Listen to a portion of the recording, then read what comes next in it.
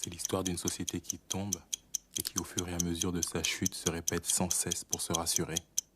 Jusqu'ici, tout va bien. Jusqu'ici, tout va bien. Jusqu'ici, tout va bien. L'important, c'est pas la chute. C'est l'atterrissage. Bienvenue à School Pop. Aujourd'hui, on va faire un tour de l'expo de Courtrajmé, des élèves de Courtrajmé, ma foi. Et aujourd'hui, on va vous présenter qu'est-ce qu'ils ont fait. Ça porte un peu de violence policière, un peu de streetwear, mais t'inquiète pas, ça va être stylé, ça va être très très bien. On a l'œil. Ça, c'est quoi? Ça, c'est un grec. Miranda framboise, très important, venu du Maroc. Sauce algérienne. Un grec sans sauce algérienne, ce n'est pas un grec. Approche, jeune padawan. Comme tu peux constater, les sauces sont mises en évidence avec les frites dorées et croustillantes. Bien sûr, le grec dans une cité, c'est très important. Viens, on va faire d'autres clichés. Ça, c'est les bonbonnes de gaz. Enfin, les bonbonnes de hilarantes, entre guillemets. Et t'as beaucoup de gens qui sont tombés. Il y a des gens qui ont eu le coma, des gens qui ont eu une paralysie, hélas. Et récemment, il y avait une meuf qui avait snappé sur les réseaux où tu vois quoi, la moitié de son visage qui est paralysé à cause de ces bonbonnes. Très, très grave. Très, très grave. Toutes ces femmes-là, c'est la représentation des femmes dans la banlieue. Et qu'est-ce qu'elles ont fait? Des actrices, des auteurs, des activistes. Et en fin de compte, c'est ça qui manque, je pense, dans les films ou même en vrai dans la représentation de la banlieue. La femme, elle n'est pas assez mise en avant, alors que juste la place d'une mère dans une banlieue, on sait très bien quel poids ça a. Et je pense que c'est intéressant de mettre en valeur les femmes qui agissent pour les banlieues. Tu sais, je pense c'est quoi cette représentation? Je pense que ça parle de la représentation des banlieues dans les médias. Et en fin de compte, c'est une art, c'est subjectif quand tu crées. On nous a parlé de cette exposition et que c'était pour les 25 ans donc, de la haine. Et on s'est dit, mais le thème principal quand même du film, c'est les violences policières. Donc c'est le moment de placer toute cette réflexion qu'on avait autour de ce sujet. Et donc, on a concerté aussi une fille de l'école qui s'appelle Ada, qui nous a beaucoup aidé pour ce projet. Donc elle nous a donné des petits conseils. En fait, on est parti sur la trame médiatique qui est utilisée lors d'un cas de violence policière. Donc c'est pour ça qu'on a plusieurs parties. On a une première partie avec les vidéos d'agression. Ensuite, on va avoir les reportages, les médias. Après, on a les témoins, les victimes. Et ensuite, les manifestations et les marches silencieuses. Et là-dedans, on a incorporé des extraits de La haine et des Misérables. Et on voyait que ça se répondait avec ce qui se passe aujourd'hui et qu'en fait, depuis 25 ans, il n'y a rien qu'à changer. Et donc le propos, c'est de dire que tout le monde parle, mais finalement, personne s'écoute et il n'y a pas de dialogue, quoi. C'est pour ça qu'on l'a appelé cacophonique. S'il te plaît, c'est qui, lui? C'est Saïd Tagmaoui, Shlihan. Seuls les Shlah peuvent comprendre. Gros, il vient de très, très, très loin. Vincent Cassel, qu'on ne présente plus, bien évidemment. Vraie anecdote. Wallah, vrai. T'as vu le pied, là? Et bah, juste devant, en fait, t'as le bâtiment de ma famille, de ma grand-tante et de mon grand-oncle. Depuis que je suis petit, je joue avec ce pied. Et si je trouve la photo, tu vas voir, je suis en train de jouer avec ce pied-là. Chanteloup Lévin, 7-8, frère. Dédicace à mes zincs de là-bas. On a vraiment besoin de parler. Je pense que c'est pas la peine, honnêtement. Alors moi pour ma part j'ai fait un documentaire du coup sur la danse hip-hop et la culture hip-hop du coup de 95 à nos jours en interviewant en fait des danseurs de plusieurs générations différentes juste pour qu'ils me parlent du coup de leur passion autour de la danse et de la culture hip-hop. Voilà. Et est-ce qu'en fin de compte il y a une grosse différence entre 95 et 2020? Non. Moi je voulais pas du tout que ce soit dans un délire opposition des générations, de genre les anciens versus les jeunes. Donc du coup, ce qui ressort, c'est vraiment cette passion commune qu'est la danse, le fait d'être très ancré toujours aux racines et d'aller chercher les informations, de savoir d'où ça vient pour justement nourrir leur danse. En fait, c'est la chose qui ressort le plus finalement. Et il n'y a pas d'opposition, de scission entre deux générations. Ok, hyper intéressant. Et toi, qu'as-tu fait? À contrario, moi j'ai voulu traiter justement des faits qui ne changent pas, des émeutes, donc de 90 du coup, à nos jours. Et donc j'ai réalisé une installation avec des amis, un ami qui a réalisé une vidéo, donc j'ai fait une vache grandeur nature et j'ai mis 2 écrans dedans, un ami qui a réalisé un montage pour montrer d'un côté le générique de 95 et montrer des images récentes. Des sources comme Éco-Banlieue, etc., pour montrer effectivement que ça n'avait pas changé. Et voilà. Malgré qu'on a filmé énormément d'œuvres, nous avons manqué l'œuvre la plus primordiale. Le plan d'évacuation du palais de Tokyo. C'est un chef-d'œuvre, c'est un chef-d'œuvre. Regarde ces chemins, est-ce que tu comprends quelque chose? Non. Et pourtant, c'est dans l'art. Regarde toutes ces icônes. Décontamination et ceux de secours. N1A. C'est une œuvre de toute beauté. Comme on a dit ici, on trouve ça beau. On trouve ça beau, il y a les gens, il y a ceci, il y a cela. Mais non, c'est pas beau. C'est pas beau en vrai. En vrai, c'est pas beau. Le nombre de choses pour nous jeunes, et là je vais dire nos jeunes, 22, 25 ans. Eux, ils ont rien. Ils ont les hauts d'escalier. En géographie, on fait un cours donc, de géographie urbaine. Donc on travaille sur ce qu'est une aire urbaine, les rapports qu'il y a entre la ville-centre, la banlieue et la couronne périurbaine. On a bossé récemment sur les banlieues. Donc c'est pour ça qu'on est venu ici et je suis venu aussi avec un professeur de français qui bosse sur ce qu'est la haine comme sentiment. Donc on a vu qu'il y avait l'expo, le lien entre Les Misérables, la haine. Et c'est pour ça qu'on est là. Et ça plaît plutôt à nos élèves. Est-ce que les enfants, par exemple, ils ont pu... Est-ce que tu as donné l'occasion à tes élèves de voir La Haine ou Les Misérables? Ouais, alors on leur a demandé de le regarder. En fait, Les Misérables, ils ont quasiment tous vu.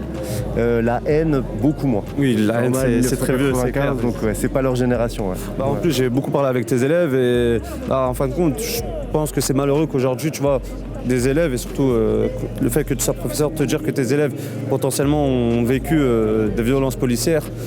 À ton avis, est-ce que tu penses que ça va changer sur le long terme? Je sais pas. Très franchement, là-dessus, je suis pas divin. Mais ce qui est sûr, c'est qu'il y a plein de mouvements en ce moment, des deux côtés de l'Atlantique d'ailleurs.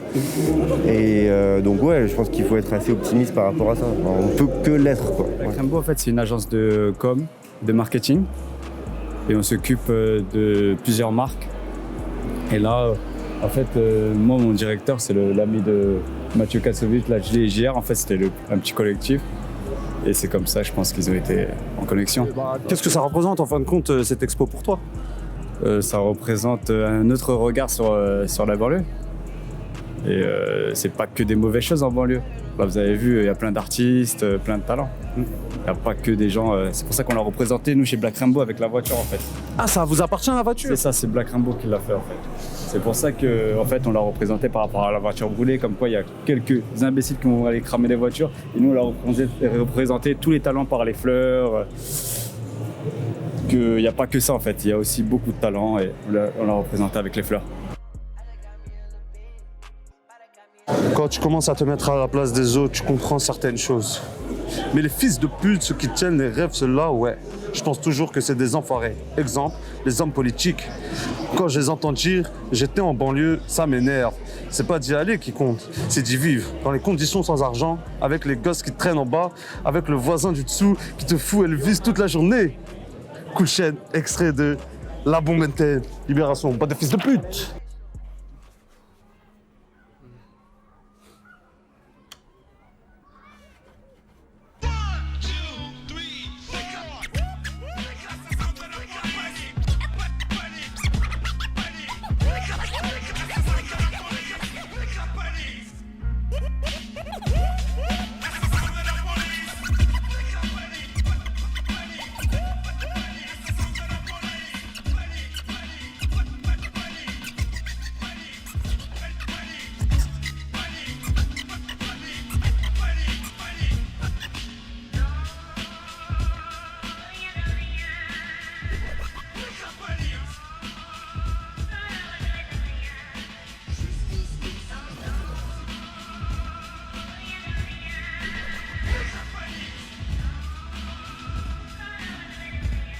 Aujourd'hui, on a participé à l'expo en tant que du coup collectif, donc dans le cadre de mon collectif Good Dirt Sound. Donc on a fait toute la partie son pendant l'expo, mais aussi en fait on connaît les filles de Courtrajmé, donc on les a aidées sur quelques réalisations, notamment là la vidéo dans la cage. Ça a été fait dans un de nos lieux parce que nous en gros on récupère des entrepôts et on fait nos soirées là-dedans. On a commencé à Sevran à Westinghouse et là du coup on monte et au fil des rencontres voilà. Et donc là avec les filles, on les a un peu aidées pour l'expo et on leur a mis du son le temps de leur performance. Et en fin de compte, qu'est-ce que tu attendais de l'expo? Est-ce que toi déjà, en tant qu'individu, tu as eu le temps de rôder un peu sur ce qu'ils ont pu créer? Toi, qu'est-ce que tu penses de tout ça et qu'est-ce que tu en penses de le fait d'avoir participé en vrai? L'expo, elle est énervée. Hein. L'expo, elle est très très énervée. J'ai eu le temps de faire les tours du tour. Enfin, j'ai eu le temps de faire le tour un peu de l'expo. Après, c'est vrai que ça a été pas mal critiqué parce que je comprends, on est au Palais Tokyo, donc on est au plein milieu de la bourgeoisie et c'est quelque chose d'assez street et c'est grave compréhensible. Mais quand on connaît les coulisses et qu'on sait ce qui se passe à l'intérieur, en vrai, c'est totalement. Elles sont battues en fait pour l'expo. Vraiment, clairement, elles sont battues. Même nous aujourd'hui pour la perfo, on s'est battus. Et en gros, c'est vraiment ainsi. Enfin, c'est le leitmotiv encore de ça, c'est qu'il faut se battre pour imposer. Même si c'est lourd ce qu'on fait, ce sera toujours lourd ce qu'on fait, mais il faudra toujours se battre pour leur montrer et leur prouver que c'est lourd ce qu'on fait. En vrai, là, j'ai une vraie anecdote pour la bécane. Tout à l'heure, j'ai tellement, mais en fait, j'ai une vraie anecdote. Screen, c'est un pote à moi, dédicace à Tar. Il était en bécane, tout ça. Il faisait que des à la cité. T'as vu sur la ligne de vedette? Il faisait des I. Et quoi? Gros, il se ramasse. Il me skie toute la peau de l'arrière de son corps. Il s'est enlevé, frère. Et j'avais trop mal au cœur pour lui. Wallah, la bécane, c'est stylé, mais c'est trop dangereux. Mais ça reste stylé. Et en plus, je suis dégoûté, je sais pas faire de roue. En vrai, de vrai, là, j'avoue, c'est Fares, il m'a dit un vrai truc. Est-ce qu'il y a un lien entre les courses non pas les courses de chevaux, quand ils sont en train de cambrer le cheval, et la bécane? Je pense qu'il y a un lien. Je pense. And I look right and hear at night. Love somebody who see the light, but all I need a broken hallelujah.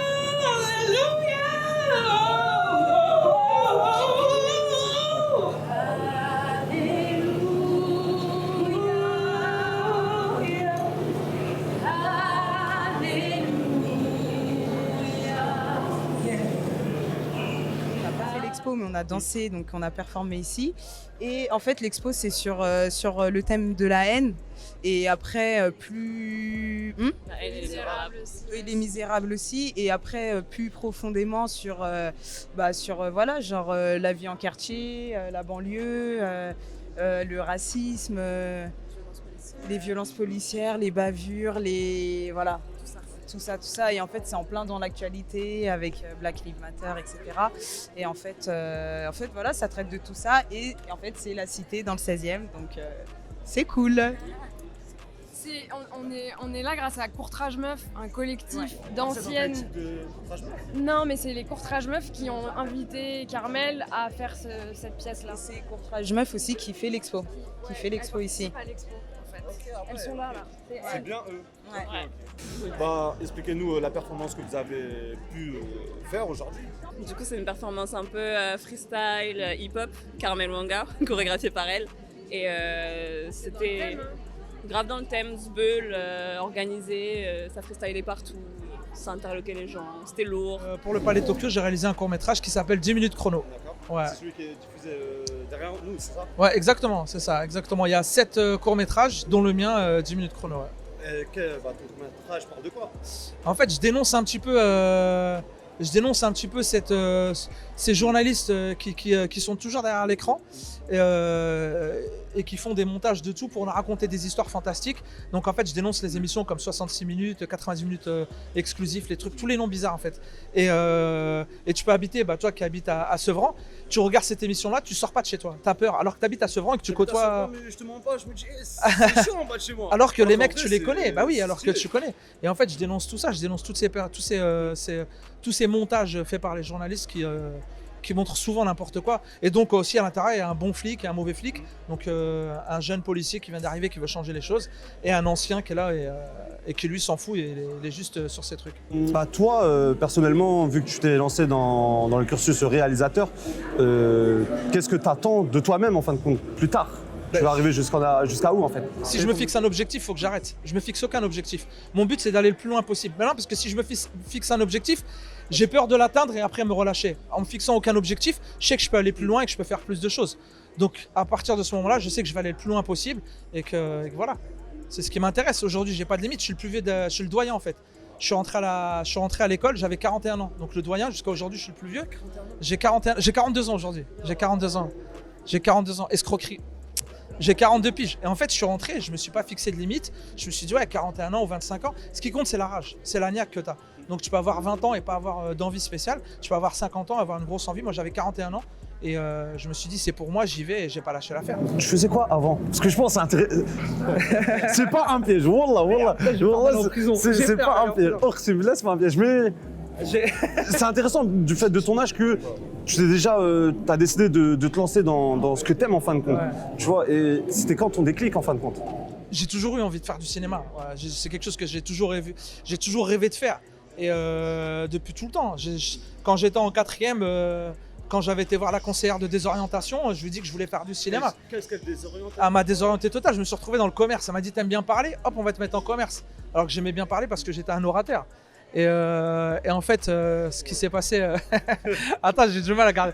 Je vous précise. Alors, il y a Mourad, mon frère de la sécurité, qui il s'appelle comme moi, Mourad, et il me surveille, que je dise pas de bêtises.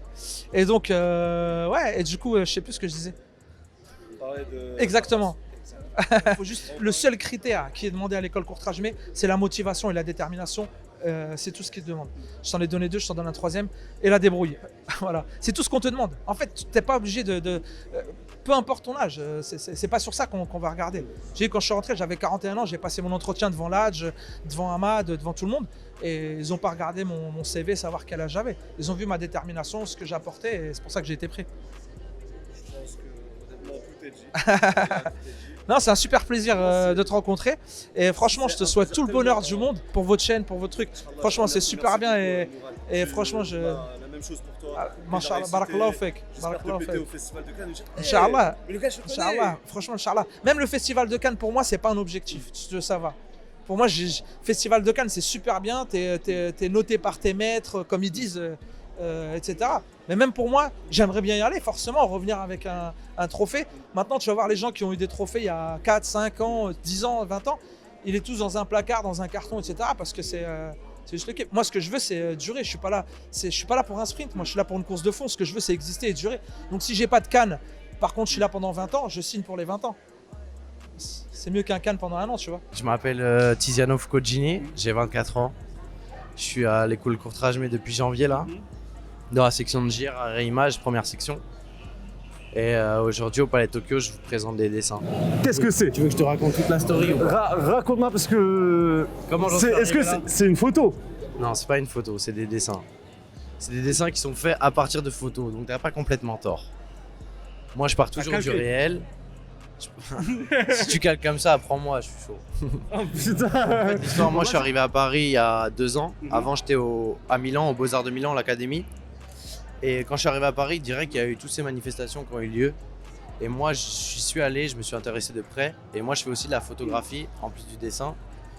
Et donc, je suis allé sur les lieux de manif et j'ai fait énormément de photos avec mon argentique au milieu et tout pour archiver un peu tout ce qui se passait. Donc, c'est une pratique que j'avais depuis avant l'école. Et il y a eu cette proposition du coup de cette exposition par l'Adj. Il est venu à l'école, il nous a annoncé, bon les gars, j'ai un truc à vous annoncer. On va faire une expo au Palais Tokyo pour célébrer les 25 ans de la haine. Et ils nous ont dit, ouais, au fur et à mesure du temps, pensez au lien qu'il y a entre la haine et Les Misérables de l'Adj. Du coup, j'ai beaucoup réfléchi et moi, je me suis intéressé à la question du soulèvement, de la révolte, de l'émeute, des manifestations. Et il y a aussi Hugo, le commissaire d'expo, qui nous a dit, détachez-vous du film, pensez à c'est quoi pour vous en 2020, c'est quoi, qu'est-ce que c'est la haine, comment ça s'incarne. Et aussi, comme tu disais tout à l'heure, les gens ils passent et ils pensent que c'est des photographies parce qu'ils voient mais ils regardent pas. Et en fait, c'est questionner les gens, leur rapport à l'image. Aujourd'hui, on est dans un monde où il y a une multiplicité d'images, où en permanence on est un peu attaqué par tout ça. On est dans une période de scrolling. Et moi, j'invite les gens à plus à voir, mais à regarder et à se rendre compte et à comprendre. Tu vois. Non plus forcément le sens de l'observation. Ouais. Et ils se rendent plus compte en fait de ce qu'ils regardent, tu vois. Et la suite, c'est la petite série là juste derrière. C'est dessiné ou c'est encore une photo? Tout ça, c'est dessiné. Moi, j'ai fait que du dessin pour cette exposition. Et j'ai récupéré du coup ces trucs qui sont des grenades lacrymogènes, fumigènes et de dispersion. Et je les ai shootés en studio et je les ai redessinés. Et là, en fait, là, c'est vraiment que du graphite pur, du crayon, tu vois, crayon à papier. Et là, en plus du graphite, t'as la poudre qui reste sur les objets, tu vois. Et j'ai réutilisé cette poudre pour donner la sensation de ces objets et leur présence et les affirmer en tant que dessin. Après, tu vois, j'ai pas envie de prendre position, de prendre parti. C'est plus de questionner, en fait. Et il faut savoir que ces objets, c'est pas écrit, tu vois, mais ce qui est bizarre, pour la Convention de Genève, l'usage des armes à gaz, c'est interdit dans les conflits internationaux et c'est pas interdit dans les conflits internes. Et la question, elle est là, pourquoi, tu vois? Pourquoi, pour maîtriser ta population, tu as besoin de ces armes, mais dans tes conflits internationaux, tu les utilises pas? Je pense que tes œuvres, c'est des œuvres qui cherchent à nous faire questionner, nous cherchent à nous faire questionner pourquoi il y a tout ça. Moi, tu m'as cassé, gros, tu m'as cassé. La vérité, tu m'as Merci, vraiment... ça fait plaisir. Bah, un dernier mot. Un dernier mot, qu'est-ce que tu aimerais nous dire, tu vois, avant de... Qu'est-ce que j'aimerais vous dire? Tout ce que t'as envie. Je pense que le plus important, c'est l'amour. Je vais rester là-dessus, l'amour. Wow. Putain, gros, c'est un truc de ouf. Il n'y a pas de mots. Pourquoi? Parce qu'en fin de compte, c'est des gens de banlieue qui sont venus raconter leur histoire et qui sont venus ramener leur art à Paname, tu vois. Pour une fois que, tu vois, la banlieue aujourd'hui a son mot à dire, et ben en fin de compte, on leur a donné l'opportunité. Il n'y a eu que des trucs incroyables. Et je pense que de toute façon, les gens ils verront, tu vois, toutes les personnes en fin de compte qu'on a interviewées. Mais c'est incroyable, tu vois, c'est tout ce qu'ils ont en tête et tout ce qu'ils ont montré à travers leur art. En gros, c'est incroyable. Et je pense, tu vois, des trucs comme ça devrait être plus accessible aux banlieues. Et en fin de compte, on en a besoin, parce qu'en fin de compte, quand tu vois ça, bah, tu vois que les gens, ils ont besoin de parler. Et surtout, tu vois, déjà, on va remercier Palais de Tokyo, parce qu'en fin de compte, c'est grâce à eux, tu vois, il y a eu tout ça. On remercie Farah, le fait qu'elle nous a laissé là, ça fait 2 jours complets qu'on est là. Elle nous a donné l'opportunité de voir l'expo des élèves de Courtrajmé. Et franchement, tu vois, Ladji, je pense, il fait un bon travail. Tu vois, on a eu un peu l'occasion de parler, mais il fait du bon travail. Pourquoi? Parce qu'en fin de compte, tu vois, il te donne l'opportunité de parler, de dire ce que tu ressens et ce que tu as envie de montrer. Et on devrait faire plus de trucs pour la banlieue. C'est tout ce qui manque, en vrai. Tu vois, honnêtement, il n'y a pas grand-chose à dire. Je vous aurais bien dit, allez-y à l'expo, mais bon, elle est finie. Mais pour les gens qui vont regarder ça, continuez, lâchez pas les bras, foncez. En fin de compte, si vous voyez bien, ils viennent tous du même milieu que vous et vous n'avez pas le droit de dire qu'on peut pas. Honnêtement, on n'a pas le droit. Ça va, toi, t'as passé une bonne journée? T'es un peu fatigué? On va au grec? Une pizza. Vas-y, bismillah. Bon, les gens, merci beaucoup. Je suis KO. Et suivez-nous sur les réseaux sociaux. Oh, vas-y, khlas, je suis KO. Bon, Hassoul, salam alaikum. Yallah, viens, on y va.